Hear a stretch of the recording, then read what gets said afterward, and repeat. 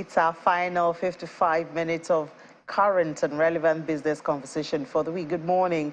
Welcome to Business Morning here on Channels Television. I'm Imi John Mekwa, and we start off with oil prices. It was a little changed on Friday, with major benchmarks headed for the second straight week of losses as the market awaited further signs of fuel demand recovery in China to offset looming slumps in other major economies.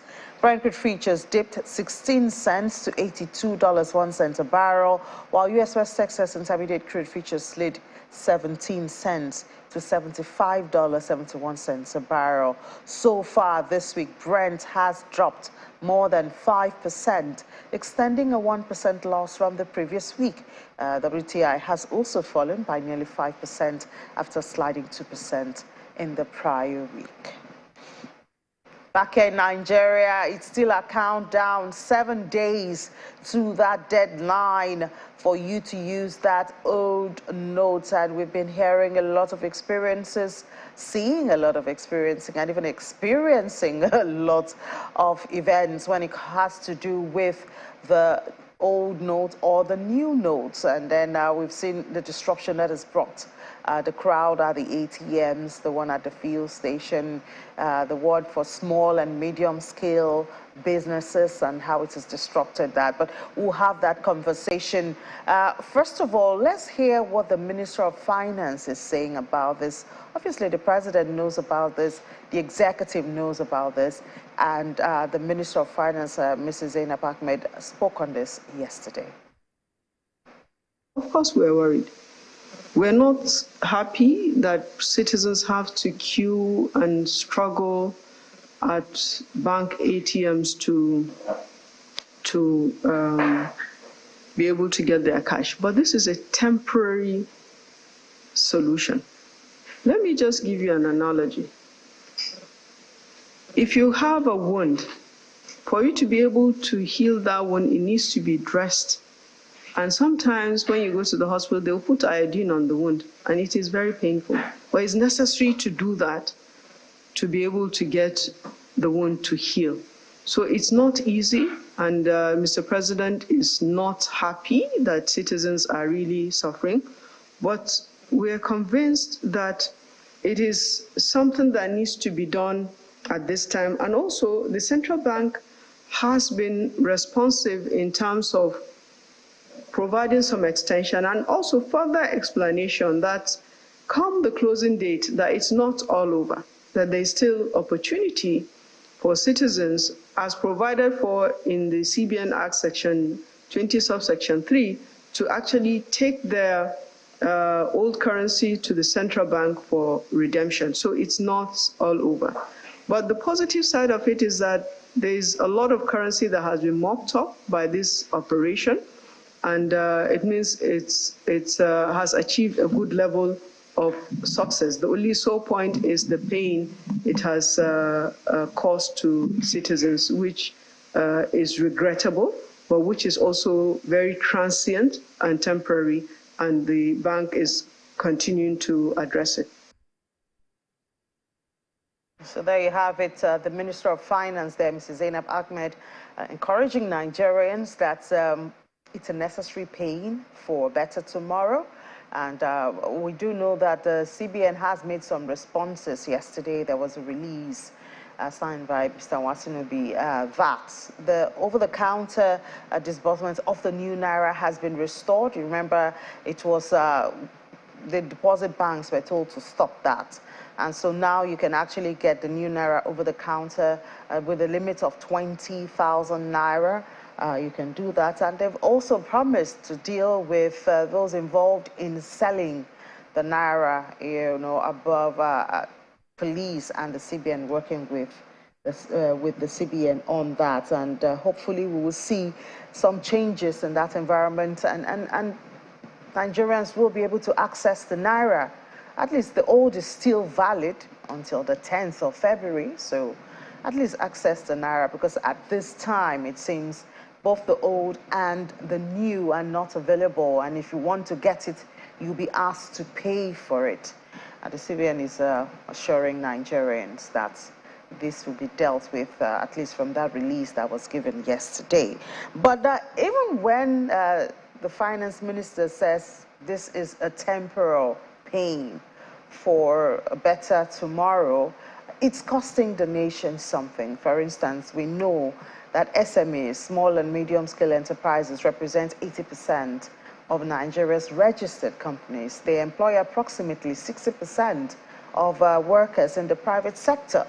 And it seems these days that most of those people are either at the ATM, the banks, or at the filling stations. And we've seen some drama. Even I know some of us have seen those videos making the rounds that cannot be broadcast, of some people who have gotten really frustrated and upset at banks and asking to be given their money.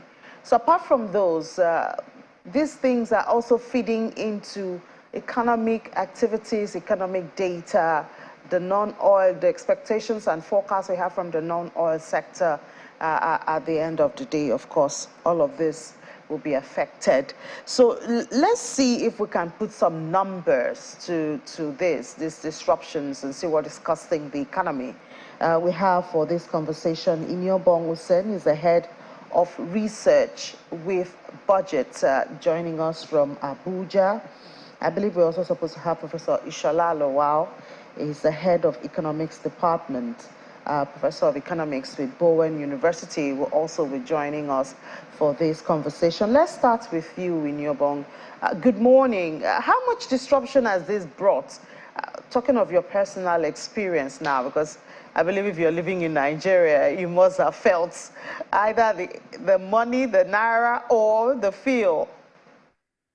Yeah, good morning, Inian. Thanks for having me. I mean, this policy has, in the short term, further impoverished people. As at today, for every naira you have saved in the bank, when you want to withdraw from the POS, you lose about 15% of that money. So if I'm going to withdraw 10,000 naira now from the bank or from the POS machine, they charge about 1,500 naira. That's 15% lost. And so that reduces my own disposable income. Now, in access to the naira, you go to an ATM now. If it's an ATM that you use, your bank, you're only able to withdraw 2,000 naira. If it's an ATM of a bank you don't use, you're only able to withdraw 1,000 naira. Now, if you juxtapose that with the fact that only about 45% of Nigerians are banked, meaning that the larger bulk of the population is unbanked and do not have access to financial services. In my local government, for instance, there is no bank. And the only access people have to financial services are through the POS operators and maybe the agency bankers, as the case may be. But as we've seen over the last couple of days, it's been very difficult even for the POS operators or the agency bankers to access the naira, whether the old or the new. Now, what happens to the economic activities in that particular local government? Everything would be brought to a halt. People who have their produce, perishable for that matter, cannot sell, and you lose all of that. Who pays for that? And so it's made the life of the average Nigerian unbearable. If you come to energy, petrol, for instance, in some parts of the country, some persons are buying petrol for as high as 700 naira. Like you rightly said, 60% or 49% of Nigeria's GDP is contributed to by the MSMEs. And so you have a large part of the population. I mean, we have about 41.5 million MSMEs in Nigeria. If I'm a roadside barber and the average cost of cutting, I charge for cutting hair is 300 naira, and I get an average of maybe just 2 to 3 hours supply of electricity daily, how much money am I going to make, right, by charging 300 naira when I buy fuel at 700 naira? That's if I can even see it to buy. So in the short term, it's not been really palatable for Nigerians. People have not been able to commute from one place to the other. I mean, in my office, we had to reduce the number of physical working days to 2 days in a week because it was practically impossible to commute for people to commute to work. So it's not been a pleasurable experience for me, and I believe I speak for 1 million of Nigerians. So we do expect, of course, that this will feed into inflation numbers. But let me talk to Professor Lawal first and get his own experience. Prof, good morning. Share with us how you are in Iwo in Osun State. How has it been in let's say, in the last 1 week when we talk about access to Naira cash, access to petrol and all? First, let me start by... Hello? I can hear you, Prof. Please go ahead. Okay, thanks for having me. Let me start the conversation by first sympathizing with Nigerians.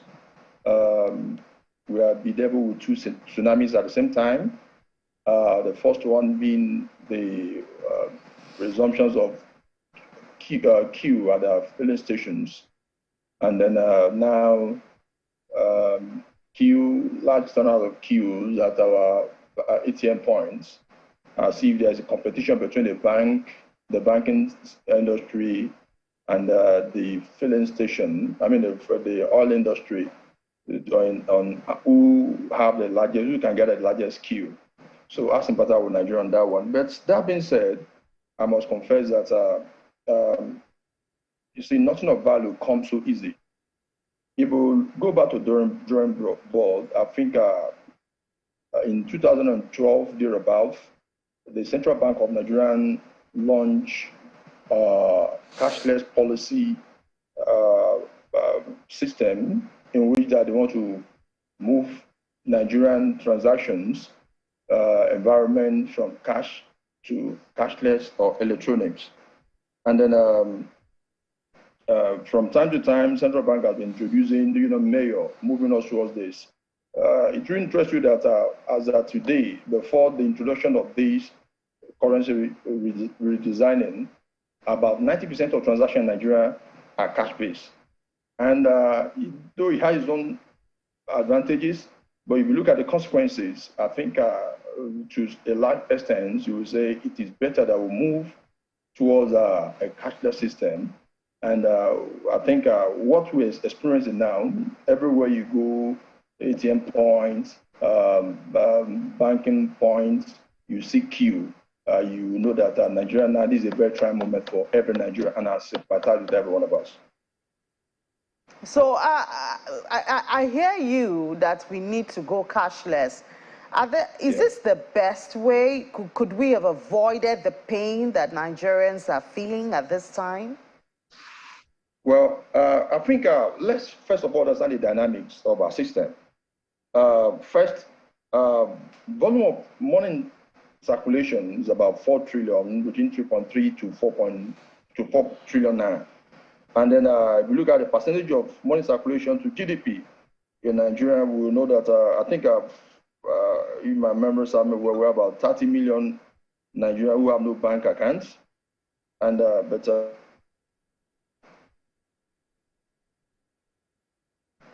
all right, looks like we've lost Prof there, so we'll just go to Nyobong. Nyobong, do you think we could have had it easier? Could we have had this movement to the cashless economy easier, or another way than the way we are now? Main, what's it called?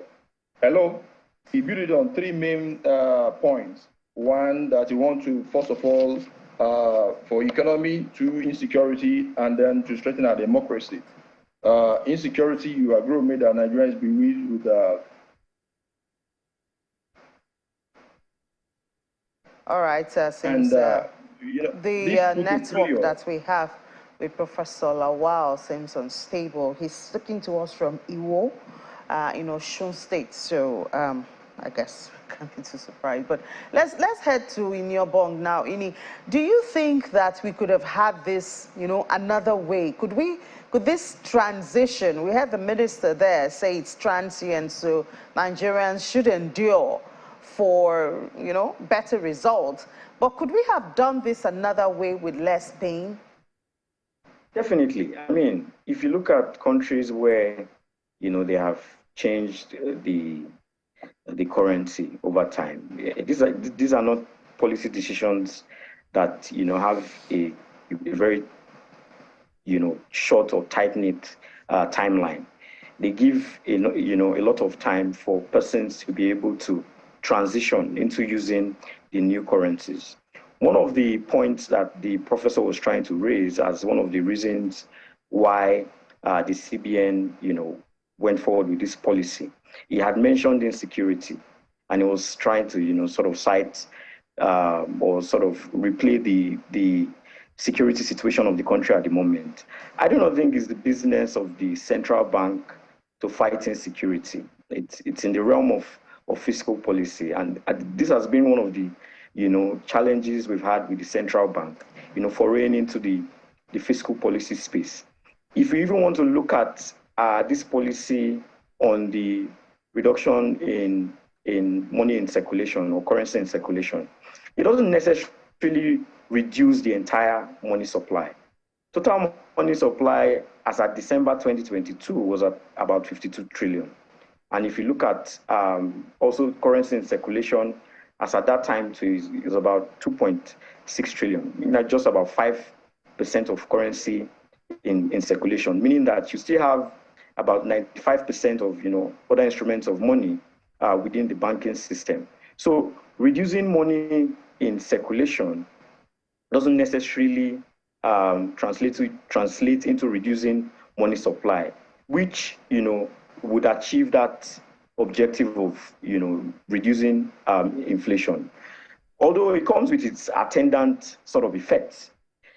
Contractionary or hawkish monetary policy, that is geared towards reducing monetary supply, although it has a tendency to dampen inflationary pressures, but it also has the tendency to also increase interest rates, which also increases the cost of borrowing.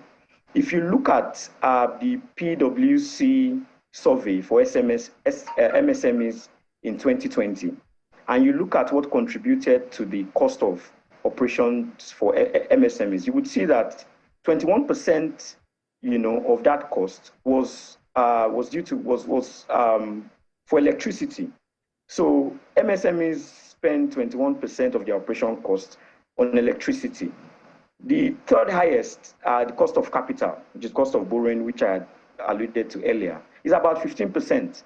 So you are saying that this policy, on two ends or in two ways, is hitting MSMEs really badly.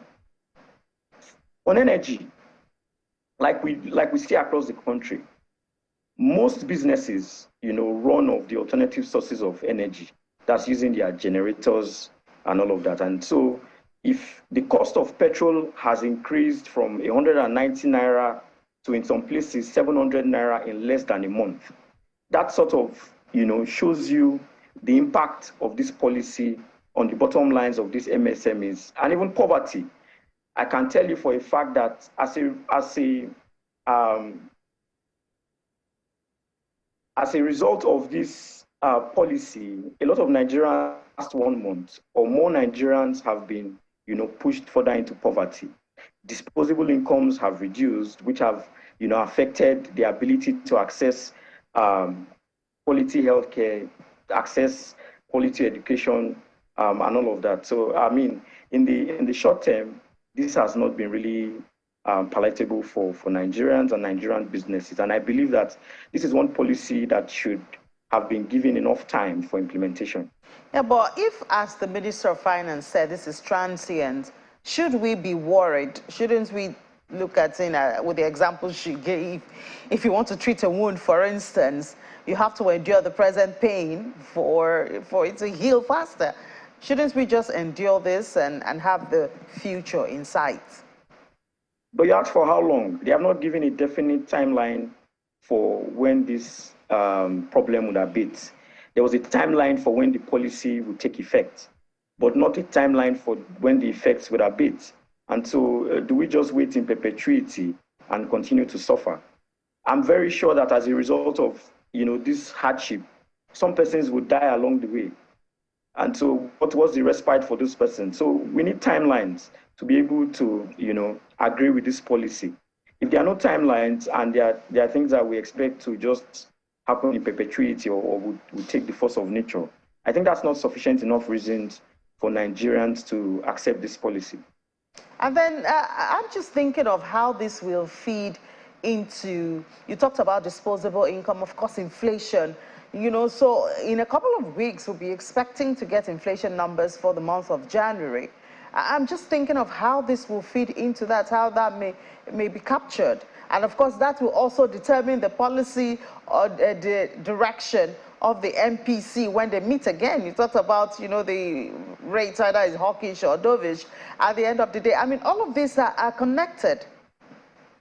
Oh, definitely. I mean, a large, you know, chunk of contributions to inflation is energy as well. For when business owners are not able to access energy at, you know, very manageable cost, the cost is pushed to the consumer, and you expect the cost of goods and services to increase. If you look at the transportation sector, for instance, in commercial cities, you see that the prices of what it costs citizens to commute from one place to the other have risen astronomically.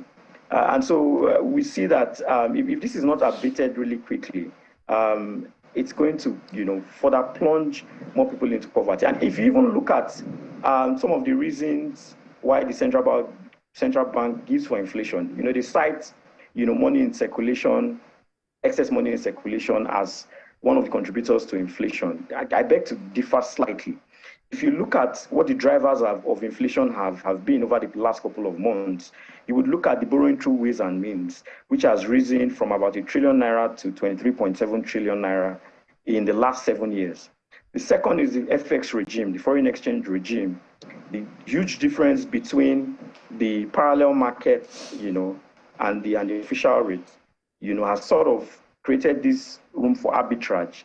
And that has, I mean, the World Bank had stated that it's responsible for 80% of inflation. So if you are not addressing these two things, and you are leaving that and trying to use the reduction in or contracting of the economy to address inflation, it doesn't, you know, necessarily address the problem as the case may be.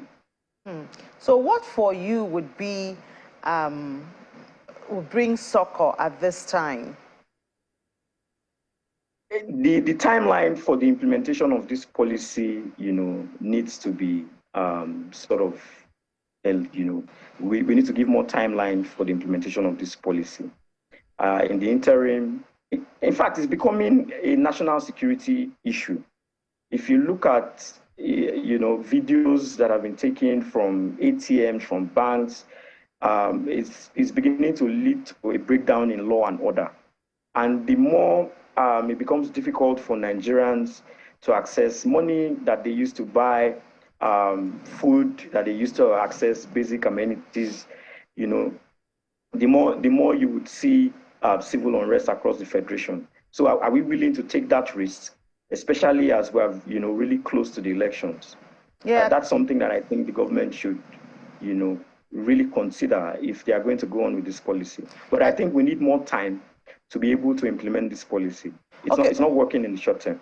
Okay, so but I mean, a lot of people will say even if they extended the deadline now, knowing typical Nigerians, when it gets close to that deadline, there's still going to be a lot of scrambling. Why don't we just deal with it once and for all and you know, move on to the next level?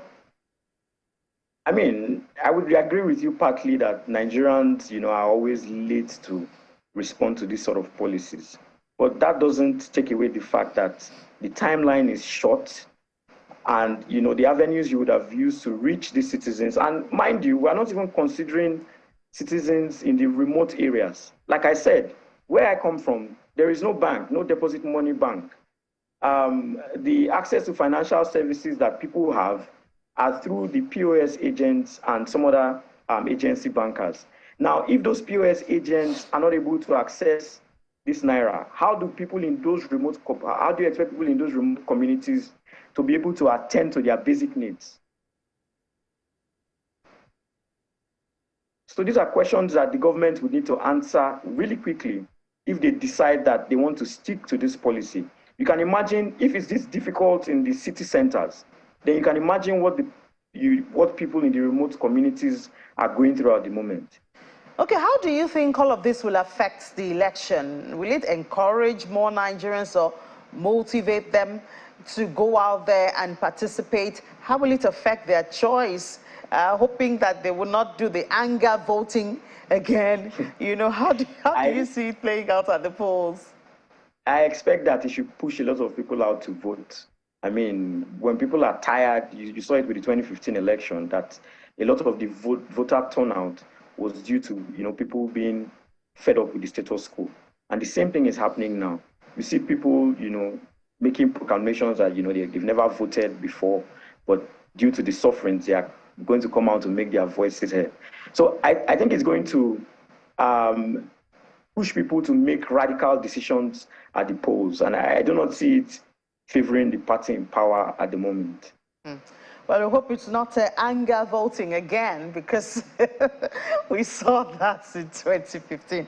Thank you so much, Niobong Hussein, Head of Research with Budget, and do stay safe. Thank you so much for your time this morning. Yeah, thanks, and thanks for having me. You're welcome back. Erratic power supply results in more than $25 billion in annual losses to the economy, more than 6% of the GDP, and over 60% of Nigerians lack reliable access to energy. Around 80% of Nigerian businesses cite electrification challenges as the most significant obstacle to doing business. We're on this conversation again. It's not the first time, not the second time, but we've noticed that Nigerians are turning to alternative sources of power. That's why we have Yusuf Abubakar, the Chief Executive Officer of the Lawrence and Tumi, joining us now for how this is happening and how much is really costing. Good morning, Abubakar. Thank you so much for your time this morning. Good morning. Thank you very much for having me on channels. Yeah, good to have you. You had to wake up so early. You were in Massachusetts. I guess it's midnight there or something. Well, thank you for that sacrifice. But tell us, you might be in the United States, but you do business when it comes to alternative sources of energy. Was it for electricity in Nigeria? You do business back home here. Tell us, we do know that a lot of Nigerians tend to provide power for themselves, and they turn to solar mostly, apart from generators. But what's the acceptability like, especially when you consider the cost, because it can be really expensive? So this is actually an interesting question. Everyone talks about how solar is expensive, but no one talks about the issues of getting, lights, because not having light is also expensive, and it reduces your costs of, it basically depletes your depletes your utility in terms of productivity. Yeah, solar is expensive, and it will keep going up if we don't all on board. And if we don't have people who are onboarding, because it's a very long value chain. When I mean a very long value chain in terms of production of the cells, to actually even unearthing the cells from the ground, to now taking it to the lab, producing those cells. And now when we talk about solar, it's really interesting, because they're different. Is it just the sun as well? Because our technology we use two systems, which is sun and water. So solar would always be expensive, but it's a one-time cost, as opposed to your generator, environmental pollution, and these are things we've been talking about. If you look at the last COP that they went for, you would see that we have a lot of degrading issues in terms of environmental factors. So are we looking at the cost or the effect on the environment as well? So in terms of sustainability, part of the things we've tried to do in the Lawrence and Tumi is also create a financial mechanism, because we know we are young people, we don't have the bulk money to buy this technology. And this is why we went into the one partnership with Sterling Bank as one of the banks we're creating finance. All right. So that they can acquire products. Okay. Yeah. All right, Abubakar. So I do know that when you go to the rural areas, I know there's rural electrification, even an agency with the government, but it seems that's where the need is most obvious because while in the urban areas, individuals can afford to buy generators, they can afford to, you know, even if solar is expensive, they can afford to do that. But back home in the rural areas, you have a lot of farmers who actually feed the residents in the urban areas, and they do need electricity to preserve even the crops. That's why we have so much post-harvest losses. You know, how can we make this electricity, this source of electricity, accessible for them, especially those in the rural areas? So this is good. I work for a company in America called AGP. They started the revolution in North America for solar. They've been my bosses have been in the solar industry since 1996. And interestingly, the company started in America in 2001. Now, we have a project going on in Mexico. Mexico, which is South America, has similar issues as Nigeria. So our company does off-grid, micro and mini off-grid. So micro and mini off-grid, you don't have to connect to NEPA. So we have a 360 system which can be pre-installed. Part of the things that Lawrence and Tumi is doing at the moment is creating a special purpose vehicle that could help in terms of rural electrification. And also, we're also creating a financial system. So Abubakar, I'm talking about how to get this, you know, to the people in the rural area. Obviously. So that's the point no, because you're telling me about your company. I'm talking about the bigger picture. We're not talking about your company. We're talking about the bigger picture. So the bigger picture is basically having companies do corporate social responsibility in regions, having the government also. I think we need a state of emergency in terms of rural electrification, in the sense that we need corporate companies to join hands with the government to support. And then we need key facts. We need to identify, because it's also a profit-driven venture. So selling power is actually profit-driven, either in terms of manufacturing. So we need to set up things that would make, because most of the produce that comes from that we consume comes from the rural areas. So we need to connect those rural clusters to the urban clusters as well. So I think the idea is to find a system where we have government agencies, we have private companies, we have telcos come together and find a way to, because I'm not in Nigeria at the moment, so I can't really speak, but I know there's a lot of things going on with even, I think NEC, and I think Salijo, I think is the MD of, and I think I can't really point names at the moment, but I can tell you that I've been seeing some things that are going on in rural electrification. But I feel like there needs to be more people involved, because the federal government cannot do it alone. We need more private hands. We need more individuals who can actually see this as a means of business to actually empower those regions, because those are the regions that sustains our food crisis around Nigeria and the world at large. Yeah. I hope I was able to answer that question. Yeah, well, thank you so much, Yusuf Abubakar, Chief Executive Officer of the Lawrence and Tumi. And you mentioned the social corporate responsibility. We're expecting you to come back home and lead the way when it comes to that. But thank you for sharing your thoughts with us this morning. Thank you very much. All right, so let's move to the markets now. Willie Bong is standing by. We do have good news from equities. Yes.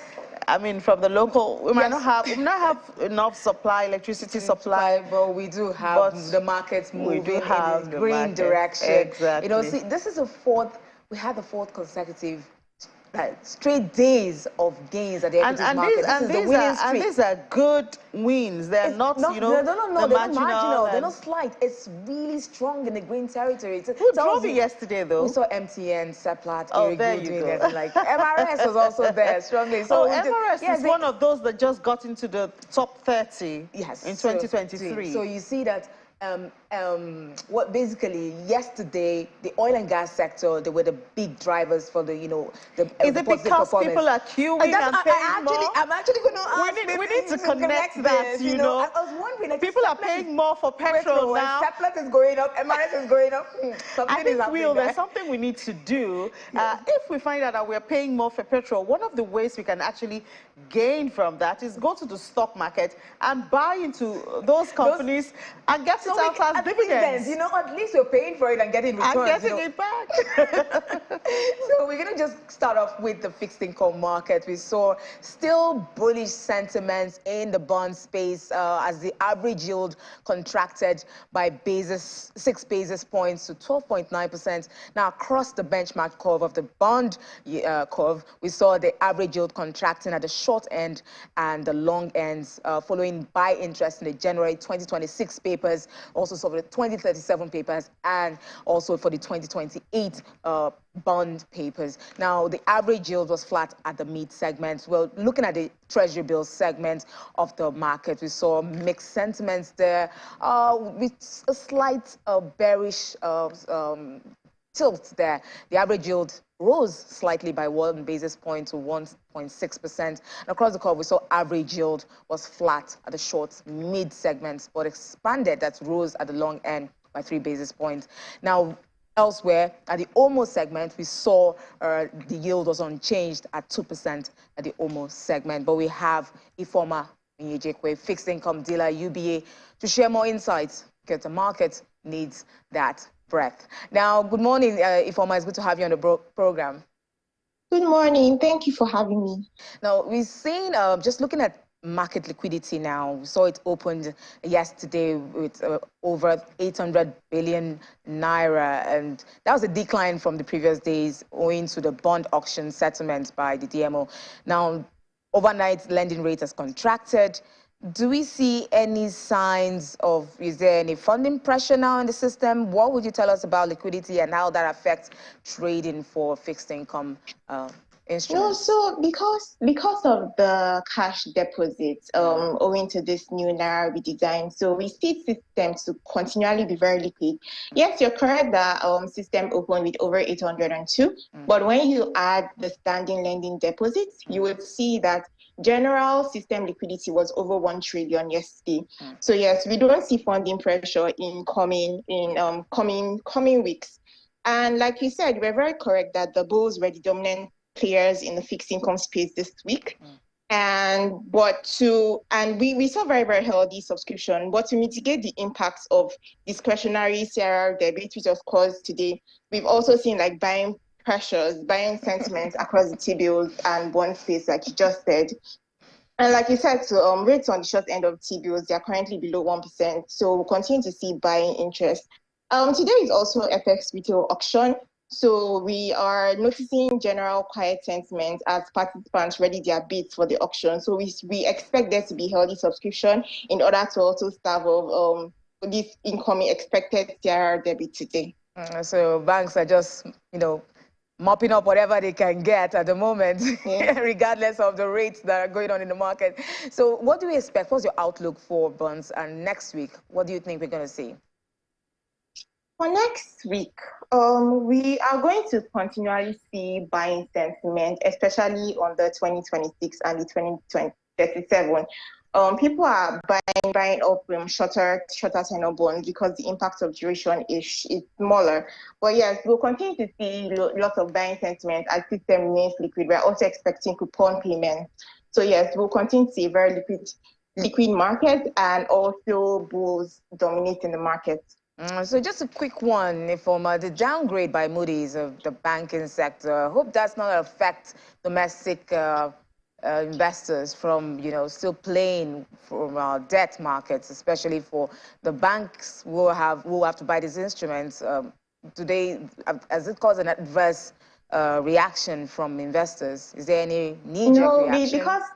Because it's our country. So even if there's a downgrade, federal government is still the most the most trusted debt security to be bought. So no, there has been no impact. But foreign investors have been staying off the market, especially since this is an election month. So everyone for international investors is very cautious pending the result of the election result. And we've even noticed that some have actually taken out Nigeria from their investing portfolio, waiting to see the outcome of the election. Thank you so much, Ifeoma Onyejikwe, fixed income dealer at UBA, for sharing your thoughts with us.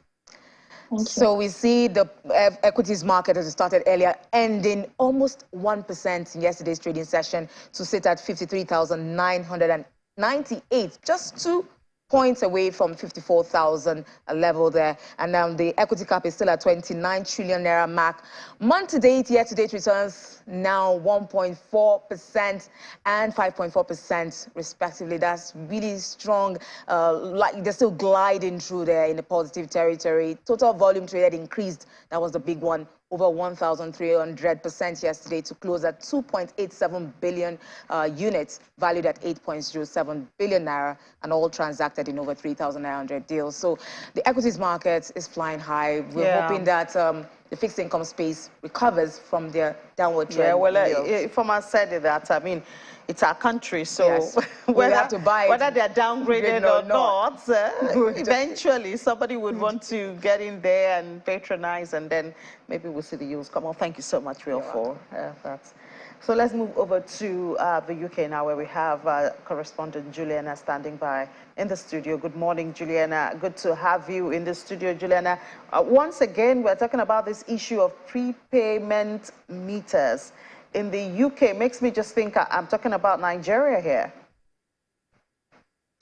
That's absolutely right. Good morning, Innie. There's been absolute outrage this week about the forced installation of prepayment meters in British households, and that's because earlier this week there was an undercover investigation conducted by the Times newspaper, where they sent one of their reporters to work for a bailiff company who were basically, on behalf of British Gas, forcibly entering vulnerable people's homes to install these prepayment meters. So for those who don't know what they are, if you want to pay your gas and electricity in the UK, if you are unable to pay it via direct debit because you cannot afford it, you basically have to have a box in your home and you top up a key or a card. The problem is, if you are somebody who has to top up with a key and a card, if you don't have enough money to top it up, then your gas and electricity is off. And we know that we have been going through sky-high rocketing bills, and it was seen as if this sort of thing wouldn't happen. But alas, we then got the information from the undercover reporter, which has caused a huge stir in the UK this week, so much so that Ofgem, the energy regulator, has forced firms in the UK, energy firms, to stop this practice. Now, it was legal. So if you were somebody who wasn't paying your energy bill, then energy firms like British Gas, EDF, Scottish Power were able to obtain a court order to put this system, this piece of infrastructure into your home. But of course, things are so different now. There are so many vulnerable individuals. And I think the investigation uncovered that disabled individuals, those with mental health issues, were literally having their homes broken into forcibly and putting these meters in. So the good thing is, it does appear as if this system may be scrapped, but of course there are some concerns from charity campaign groups and opposition parties in the UK, hoping that, of course, once it gets warmer and it's summer and it's not happening, that it doesn't creep back again. But it's been a pretty awful week for the Prime Minister, and this is just yet another issue that he has had to face. But we're hoping we can draw a line under this and something like this will never happen again. Yeah, well, as you said, another issue, because the strike is still the biggest issue in the UK. Arguably, yes. And, you know, it's not going anywhere. That winter of discontent that started months ago is very much happening into the new year and into a new month. Today, again, beleaguered commuters will notice that you get to your station, can't get to work because over 15 train operators up and down this country are striking, members of the ASLEF and RMT union, which have been pretty vocal in this fresh wave of industrial action that this country is going under. They're downing tools again. Again, it's about pay, jobs and conditions. bitter negotiations between the Transport Secretary and the head of these unions. I believe they've been offered about 4 to 6%. They want much more than that. They want a pay rise that is going to at least match inflation, which is currently at 10.5%. The government keeps saying you just can't do that. But, you know, what is it going to give? Because we can't see what we saw on Wednesday happening again, which was 500,000 workers downing tools. Felt like a mini lockdown. Hundreds of thousands of office workers were forced to stay at home. And again, many people have to work from home today because they just can't get to work. So the strike in action continues, and we're trying desperately to find a way forward. Well, the commuters and the public are trying. We're just hoping that the Conservative Party and the Cabinet can finally reach a resolution with union bosses. Yeah, we sure hope so, Juliana, because eventually we'll see this in the GDP numbers, we'll see it in inflation, and these numbers don't just, you know, appear. They're being directed or driven by some of this. Thank you so much, Juliana. It's up to you at 1:30. Thank you. So let's see how the crypto space is doing. It's been a bullish week for Bitcoin. Thank God and it's I Friday. see 60. Wow. Yeah. No wonder Ladi is all from ear to ear. Yeah, so it's greed. You know, we've not seen this in a while, and I think you should have that red. Really happy. That red should have like lights on it. Exactly. So it would be very obvious that it's greed. This is greed. You know, we're seeing in this market. Incredible January, you know, we saw, but now February is more also, incredible February. You know, towing that same line. But, you know, it's still early days in February. Yes, it is. Anything can happen in this market. Let's look at the market cap this morning now. We see it's trading still above the 1 trillion mark, holding that level deeper, stronger at this point, down 0.80%. That's the total crypto space market cap. And we see volume traded, that's down 5.69%.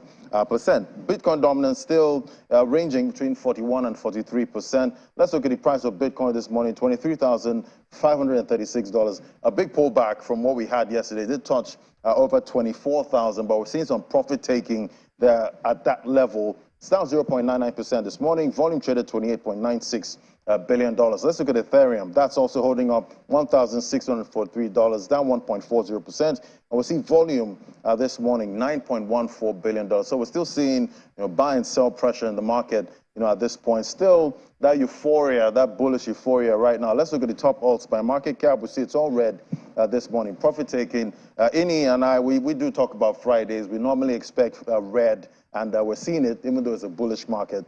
To $323, that's for BNB, down 1.96%. The biggest mover downward, Matic, that's had a great run in February, was down 3.74% today. Let's bring in Mary Emaswa now, financial market analyst. Hello, Mary, good morning.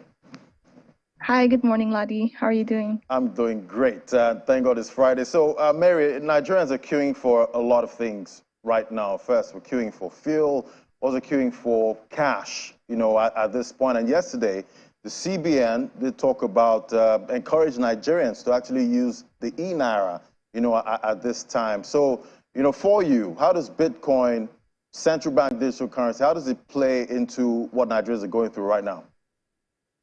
Yeah, so it's really interesting that you said that. So, of course, this is actually an opportunity for the CBN to push the e-Naira because, you know, we know from last year that it wasn't quite successful.